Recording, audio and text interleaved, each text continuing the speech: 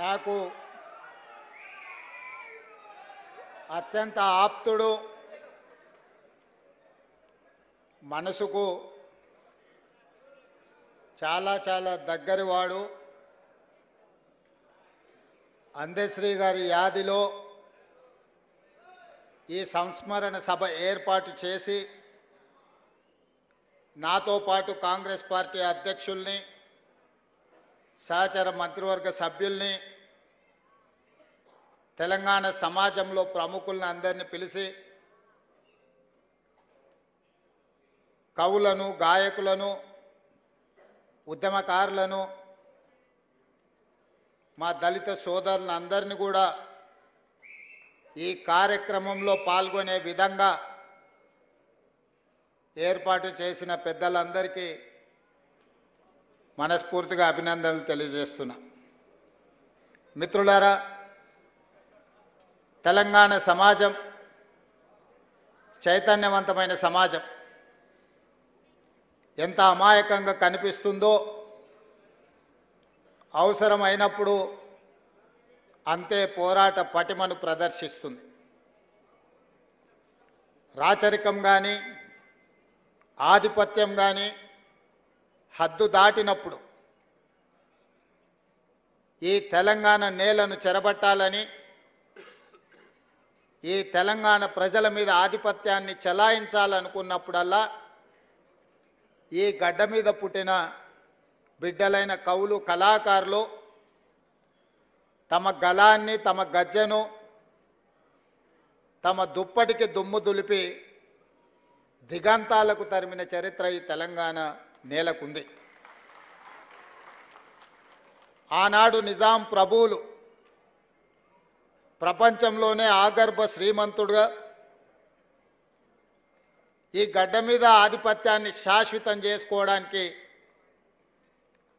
ఈ భూమిని చెరబట్టడమే కాకుండా దళితులను, గిరిజనులను, బలహీన వర్గాల మీద తాను ఆధిపత్యం చెలాయించాలనుకున్నప్పుడు ఆ చెలాయిస్తున్న సందర్భంలో బండెనక బండి కట్టి ఏ బండిలో పోతారో నిజాం సర్కారోడా అని బండి యాదగిరి గలం విప్పితే నిజాం సర్కారు పీఠమే కదిలింది. అదేవిధంగా ఉమ్మడి రాష్ట్రంలో సీమాంధ్రకు సంబంధించిన సమైక్యవాదులు ఈ తెలంగాణ మీద ఆధిపత్యం చెలాయిస్తున్నప్పుడు ఓ గద్దరన్న, ఓ గూడ అంజన్న,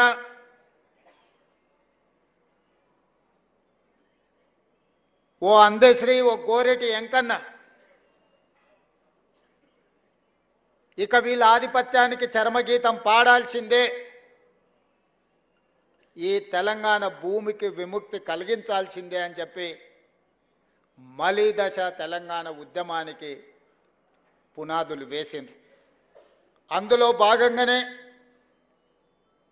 బడికి వెళ్ళని, బడి ముఖమే చూడని అందశ్రీ అన్న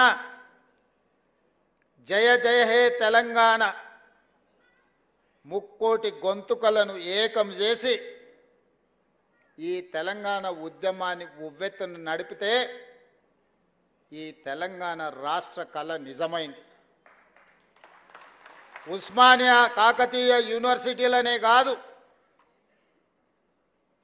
ప్రపంచంలో ఏ మూలన ఉన్నా తెలంగాణ గుండెకు జయ జయ హే తెలంగాణ గీతాన్ని చేర్చి ఒక ఉద్యమ స్ఫూర్తిని రగల్చిన గొప్ప తెలంగాణ బిడ్డ అందశ్రీ. బడి ముఖమే చూడని సహజ కవి అందశ్రీ ప్రతి బడిలో ఈనాడు జయ జయ హే తెలంగాణ పాడుకునేంత గొప్ప ప్రభావాన్ని ఈ తెలంగాణ సమాజానికి అందించిండు. బాధతో, ఉద్వేగంతో నేను ఈ మాట చెప్తున్నా.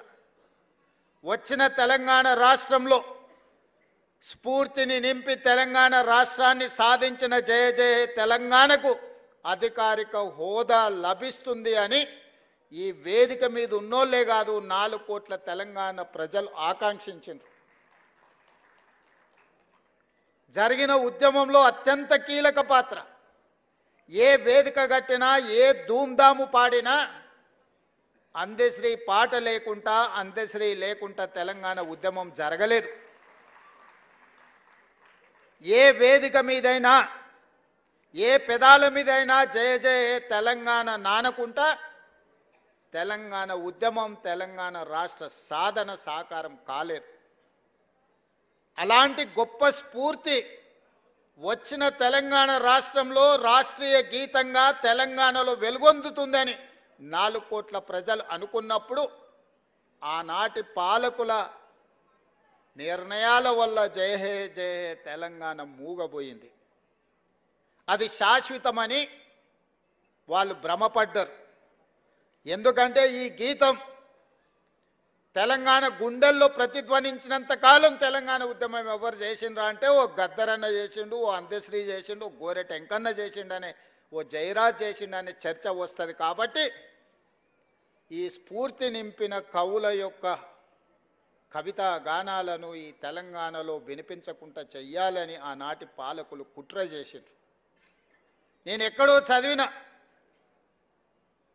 పెన్నే కదా అని మన్ను కప్పితే గన్నులై మొలకెత్తుతాయని.